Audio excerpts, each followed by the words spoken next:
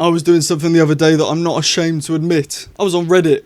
I found on Reddit this post from cat character 1663. If that's the year you were born, you are so old, I can't believe you found Reddit. But the post here said, 16 years ago today, since Matt Smith reintroduced us to the Silurians, Doctor Who Series 5 still holds up so well. I misread this, I thought they said this story holds up so well. Series 5 does hold up really well, and it tried to do what Series 1 did, but in a more modern way, because believe it or not, the difference between 2005 and 2010 were very different. Even if you just look at how like the cameras looked, in 2005 they felt really like, what's the word, like staticky? I love that though. Like I'm rewatching Queer as Folk at the minute, and I love how old it looks, even though it's not that old. Whereas the 2010 era, like you could air a Matt Smith episode now and say it's brand new, and people would probably not even bat an eyelid if they've never seen these actors before. So yeah, it did do a good job. If you look at Series 1 when they've reintroduced Doctor Who to the screens, when they had Rose set in the modern day, then they had the next episode be the end of the world, which is set in the future, then they had the next episode be the Unquiet Dead, which is set in the past. You show modern, future, past, and they did that again in Series 5 with the 11th Hour set in the modern day, then the Beast Below set in the future, and Victory of the Daleks in the past, in World War II. And I think including World War II in it was really clever, because obviously a lot of kids are interested in World War II because it's what they learn at school. I remember learning World War II at school, watching Victory of the Daleks and thinking, bloody hell, this is really cool. So I do think it's a smart formula, which, did they do in this new era? I don't even think they did, you know. No, they did. We had like Space Babies, and then, actually no, that's not set in the modern day. We had, oh no, we did. We had the Church on Ruby Road set in the modern day. We had Space Babies in the future, and we had the Devil's Court in the past. And then we had Boom on a different planet, 73 Yards, which is an odd one. I think they did think through the format quite well, but it didn't quite work as well as the older stuff. Let's talk about the Silurians, though, because they were... What? I love the Sea Devils, right? As a kid, I loved the Sea Devils. I've got the DVD right there. Look at it. That's the Sea Devils DVD that I used to take on holiday with me whenever I go on holiday, because I love John Pertwee as the Doctor, and I love the Sea Devils, and I love being on holiday by the beach and seeing... by the way, it was the same beach somehow. I talked about this like last year.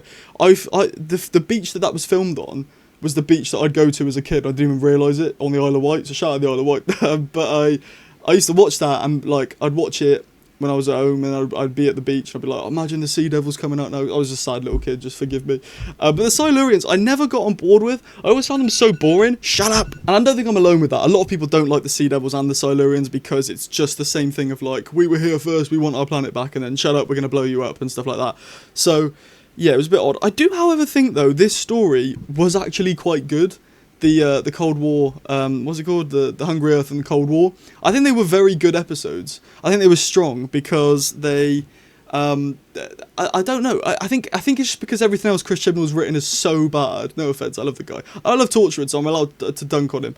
But I think in Doctor Who, everything else Chris Chibnall's done has not been great. That this looks really good compared to the others. I rewatched it again recently, and I do think the story's very good, even though it is your stereotypical Silurians versus humans story. I think it does feel different. It feels more modern, and it feels...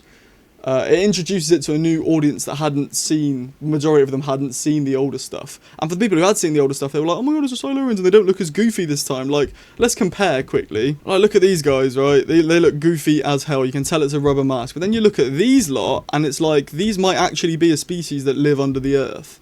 And that is quite cool. So I don't know, I guess it's a mixed bag, but let me know in the comments, what do you think about the Silurians? Do you want them to come back? People wanted like a war between the surface and beneath or something, which is like the war between the land and the sea, but between these lot. I personally think there's nothing interesting there. I think they've been explored to their full capacity, unless you make some stuff up around them, like the Sea Devils and stuff like that. I think it could work, but I think maybe after the war between the land and the sea, they should maybe come up with a new idea. I liked the war between for the most part, because I love the Sea Devils, but...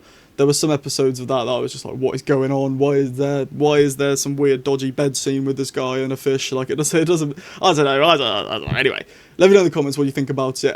If you're in the comments, you're on mobile, press the hype button next to it. It helps my video get pushed out to more people. It'd mean the world. If you enjoyed the video, drop a like. If you didn't, drop a dislike. It's absolutely fine. Subscribe with the notification bell on, because I post every single day. So, yeah, you might as well get notified for it. If you want to stick around, I'd love to have you.